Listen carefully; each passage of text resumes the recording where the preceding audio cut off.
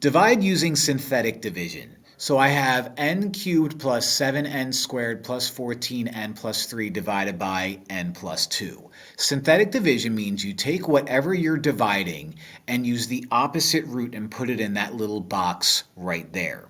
Then you're going to create a little box, or a bigger box rather, and use the coefficients from this guy to make those numbers. So invisible 1, 7, 14, and 3.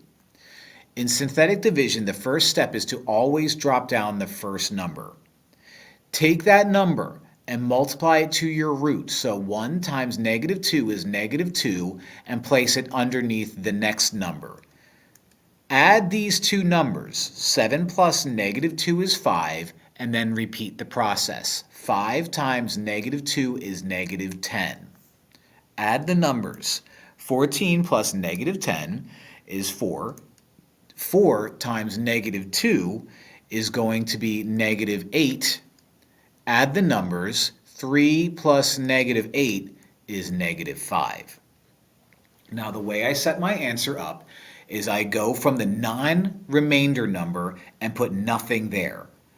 I then take my 5 and attach an n there, and take my 1 and attach an n squared there. You're positive, so let's make you a plus sign. You're positive, so let's make you a plus sign. And what do I do with that negative 5? Well, let's add negative 5 over the guy that I originally divided. So this looks sloppy. This looks sloppy, so let me write this out in one final swoop over here. That 1 isn't necessary. N squared plus 5n plus 4.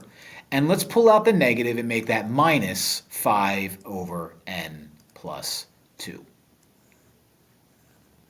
Some teachers might be okay with you saying remainder negative 5, and if that's the case, then that's the case. But in this case, if I really wanted to do everything, my answer would look like that.